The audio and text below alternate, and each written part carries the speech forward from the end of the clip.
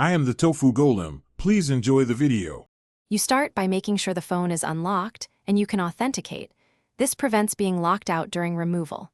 Backing up local data is important because removing a Google account can delete synced contacts or app data. Now open Settings and tap Accounts or Users and Accounts to view linked profiles. Once you see the account list, tap the Google entry you intend to remove. This is the first actionable step to reach account controls and prepare for sign-out. Once you've opened the Google account page, you'll see sync options and connected services. This helps you understand what will be affected. Tap the three-dot menu or more to expose the Remove Account button. Different manufacturers place it differently. You should review which apps, email, and calendar entries rely on this account before you remove it, because removal severs sync. If the device prompts for device or Google authentication, enter the passcode or credentials to authorize the change. Tap Remove Account and follow confirmation prompts.